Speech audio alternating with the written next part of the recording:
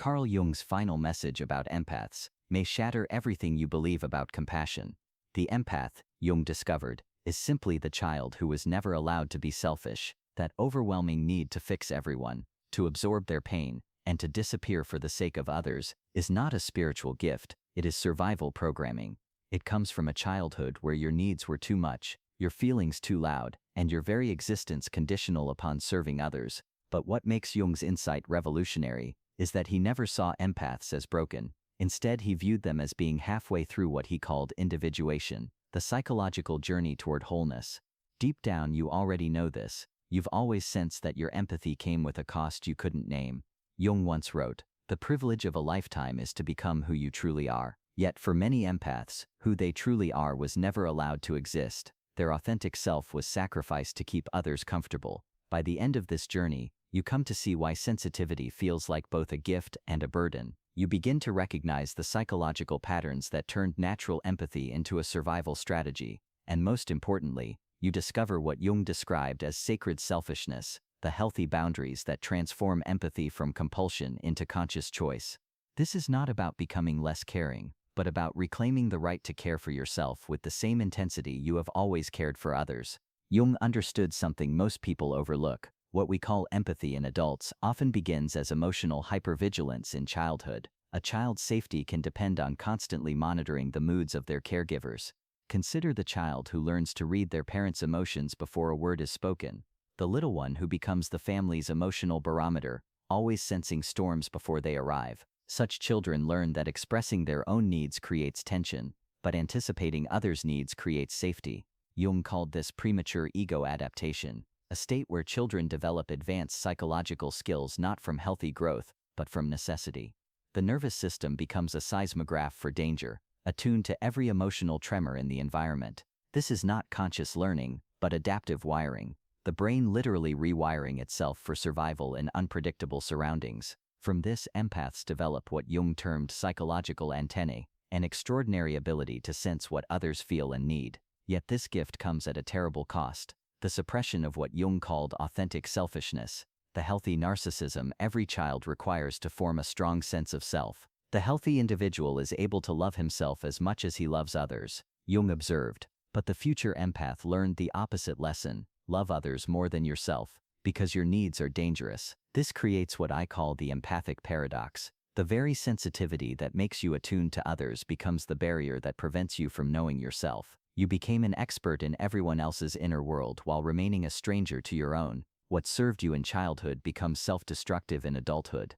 The child who was not allowed to be selfish grows into the adult who cannot advocate for themselves, set boundaries, or even recognize their own needs. In his exploration of the unconscious, Jung made a startling discovery about people with empathic patterns. In their shadow, the rejected parts of the psyche, he did not find darkness, but what could be called forbidden selfishness. This is the natural self-advocacy deemed unacceptable in childhood.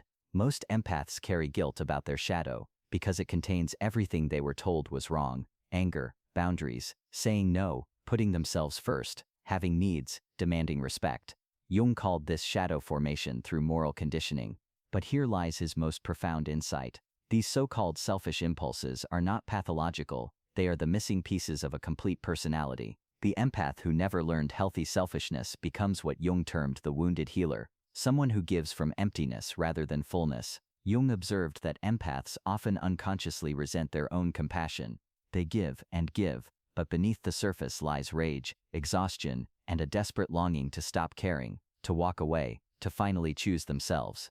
This does not mean they are bad people, rather it reveals what Jung called the compensation principle, the psyche's attempt to balance one-sided development by pushing the rejected qualities into consciousness.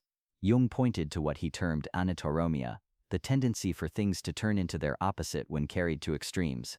The one who gives endlessly eventually becomes resentful. The one who never says no eventually explodes. The empath who denies their shadow becomes bitter. But Jung was clear: integrating the shadow is not about becoming selfish in the destructive sense. It is about reclaiming the right to exist as a complete human being. The empath's shadow contains their sacred selfishness, the healthy ego strength that allows for authentic relationships. If you have ever felt guilty for wanting to put yourself first, remember, your needs may feel selfish, but they are not wrong. Jung once wrote, One does not become enlightened by imagining figures of light, but by making the darkness conscious. For empaths, that darkness is not cruelty or narcissism.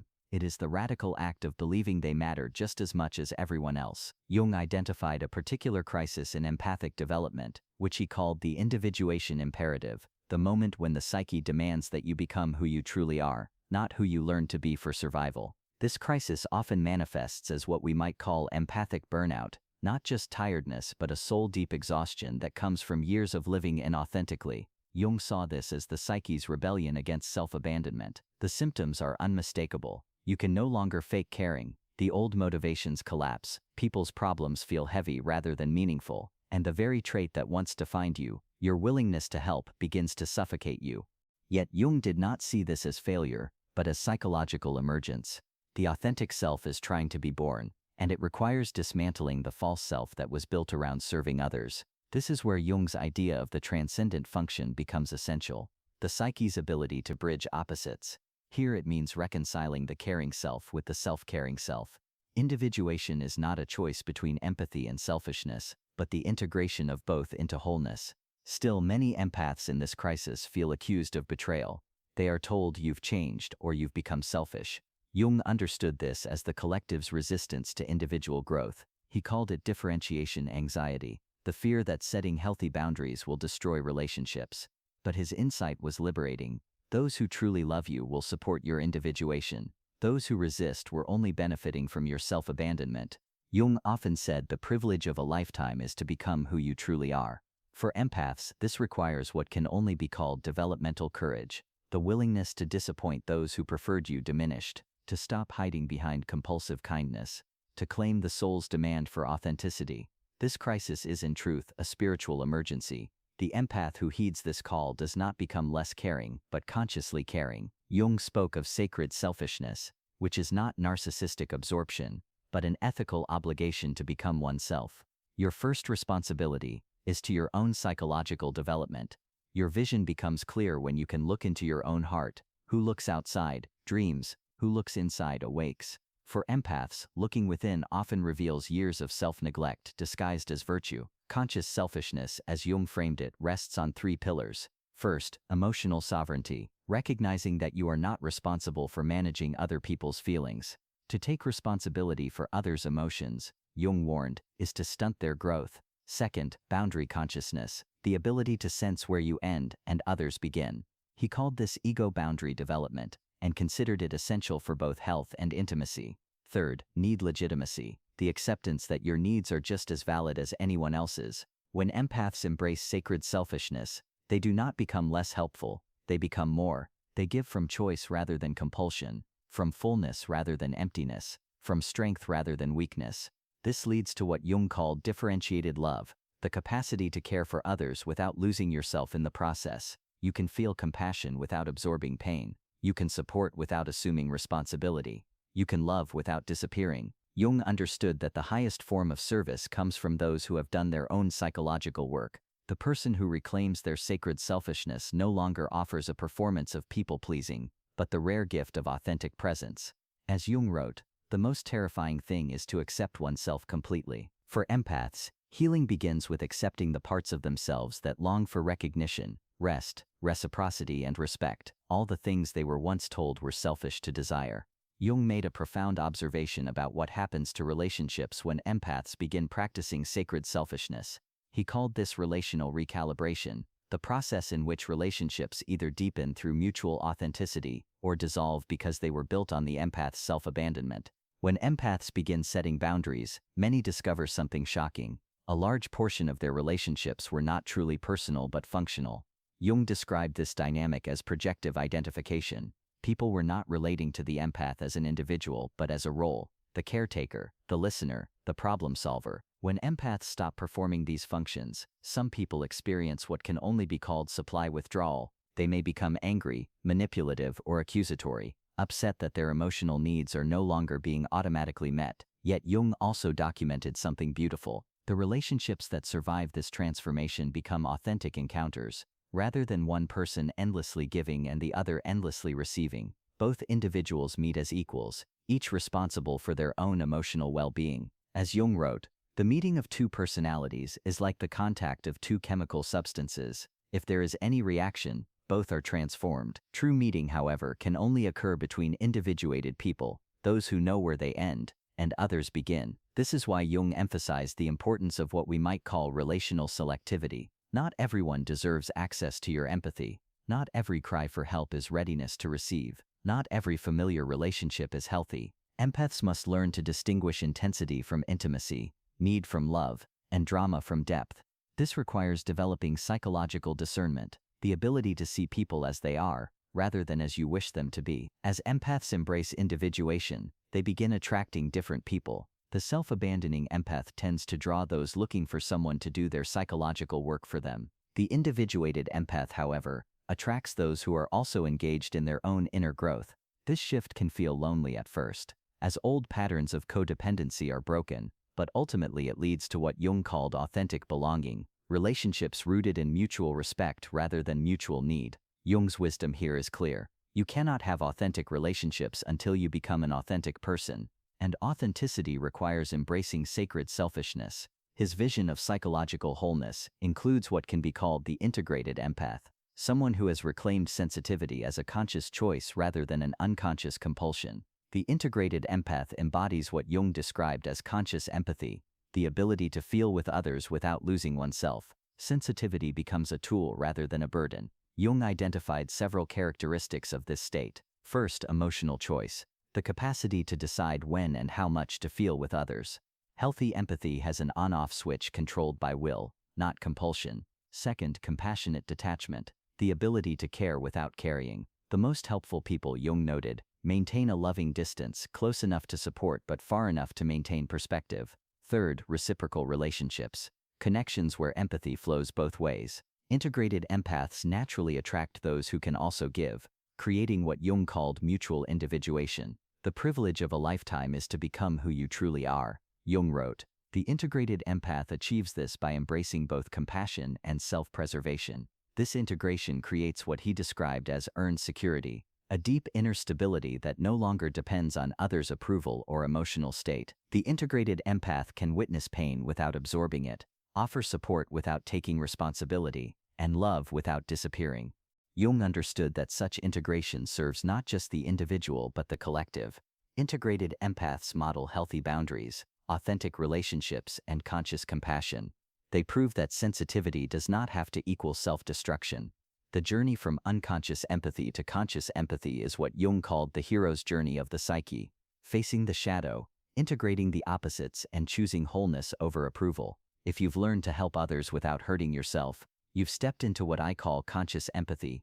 Jung's final insight about empaths is this: sensitivity is indeed a gift, but only when it is offered from choice rather than compulsion, from strength rather than weakness, and from wholeness rather than woundedness. Jung's most profound discovery about empaths centers on what we might call the freedom realization, the moment you recognize that your empathy was never about other people at all. It was about you trying to feel safe in an unpredictable world. As Jung wrote, everything that irritates us about others can lead us to an understanding of ourselves. The empath's constant hyper-responsibility was in truth an attempt to control their environment, to prevent the emotional chaos of childhood from repeating. This realization is both liberating and terrifying. It means acknowledging that much of what you once called love was actually psychological management, subconscious strategies to keep others calm, happy, and stable so that you could feel secure. Yet Jung uncovered something liberating in this. Once you see that empathy was a survival strategy, you are free to choose. You are no longer bound by unconscious programming.